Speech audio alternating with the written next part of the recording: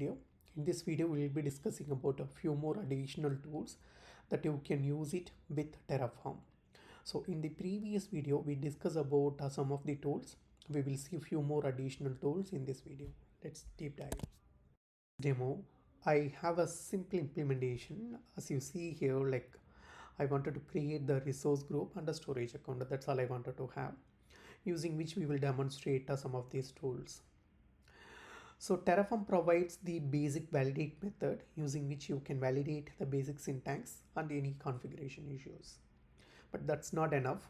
So we will be using few additional tools. So first we will try to use the tflint.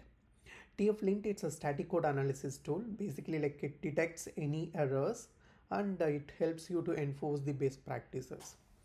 To install tflint, you have to use this particular command, and then you have to create the configuration file. As you see, like specified the set of plugins that I wanted to use it. It's a plugin kind of implementation. You can add the plugins whatever you wanted to have it, and you can do the configurations as well. When you have it, then you can use you have to first initialize here. As you see here, like I just did the initialization, and then you can run the tflint, the tool itself. So it's here it says that the module, this specific module should need to have the outputs.tf file. So that is the standard structure that tflint enforces. So to fix that problem, you can just create a output file here and run it again. That's it. So basically it says that, hey, what are all the best practices that you need to follow. It's kind of a standard best practices you need to follow. And if there are any additional issues, for instance, let's assume that here I have a storage account v2, right? So which is valid, but v3 it's not valid. So let's see what happens here. So here it says that, hey, you are trying to use a storage account kind which doesn't which is not valid. So instead of waiting for the run Terraform apply to come and report there is a problem, you can catch that problem early in the development phase itself using this tflint. Now let's fix it. Now if you run it again, all good. So that is the main purpose of this tflint. Tflint does serve two different purposes. One, it does the validation, means Terraform validate does the basic validation, but it goes above that. It also validates some of these values that you can pass it along, and also it reports if there are any best practices that you're missing it out. So let's move forward. So the next tool that I want to talk about is the tfsec, which we already discussed in our previous videos. I'm not going to go into the very detail. If you are really interested, you can refer back to the previous video. But you can install it using this particular command. Once you are done, then you can run this tfsec. I'm including all the directories here.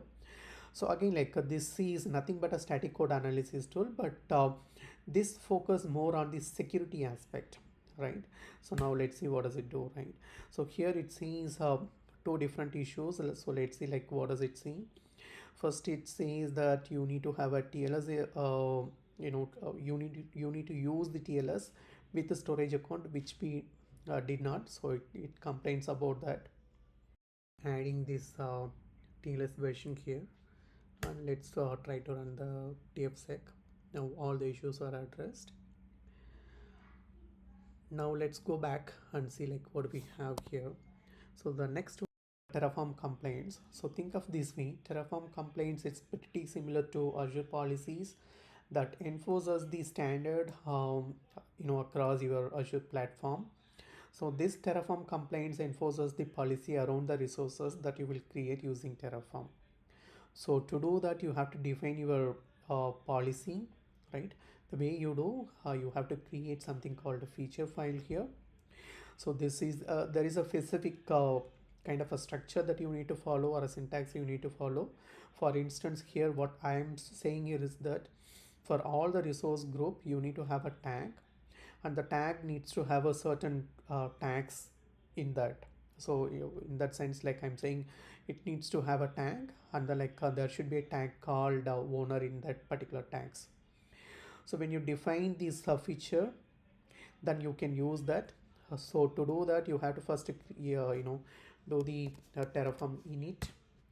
Then you have to come up with a plan and convert the plan into JSON format. It works with a JSON, and then you can take that one and give it to the Terraform compliance. It will run the compliance that you defined, and it will come back and tell you whether on the implementation it's compliant with the complaint policy that you have. So that is how we use the Terraform compliance, right?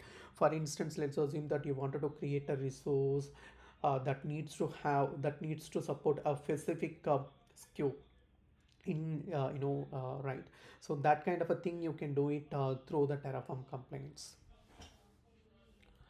Then we have the terratag. So basically, if you see here, I have few tags added, but then when we go to the production, right? So you need to understand which version it's deployed, when it's deployed, who deployed, and all those information you need to have it as a part of a metadata. That way, you can easily identify if anything goes wrong, or if at all you wanted to know much about who did it, when, why, or whatever the information, right? So basically, all these tools will go into your DevOps pipeline. I'm just doing it, in the terminal. That way, you will understand what exactly these tools, right? But let's assume that for this particular tool, we are, getting this information from the pipeline. I'm just putting it into the environment variable here, and then I will create a JSON tag, and I will pass it to the Terra tag. So let's copy all of these here, put it here. So as you see here, so if you go back and check here, right, basically created a backup file. This is your original file. It created as a BAK file, and then it updated the original file with the tags that you wanted to have it. Wherever you have a tags, right, it knows how do we do that. So if you see here, it created a local tag, and then passing the tag, merging the tag with the original tag that you had. That way, these additional tags will get added. Only the caveat is that you are running this pipeline often, it will try to update every single time, which sometimes you really don't want to have it, right? So in that sense, what you have to do, if you go to the storage account, or wherever you have it, right? So you just need to have a you need to ignore these changes. So if how you do, so you really don't want to uh, just because of these pipeline changes, you don't want to update your resource, right? So you just ignore these changes, and only when a resource really impacted because of the external changes, then you will update this information, right? So if you do a Terraform plan now, let me do the Terraform plan now. If we do the Terraform plan now, these additional tags will also get added. So if I go up here and if I see here, so initially we had only these three tags here, right? So these are all the tags that we defined: environment, owner, and cost. But then we also have additional tags added because of this Terra tag. So the main purpose of having this Terra tag is to add the dynamic metadata that sometimes it's really useful to understand what is really going on and when something happened. So these are all the tools that you can consider within your pipeline, so that you will have all the uh, tools handy to support your infrastructure deployments. That's all I have for this video. Thank you for watching.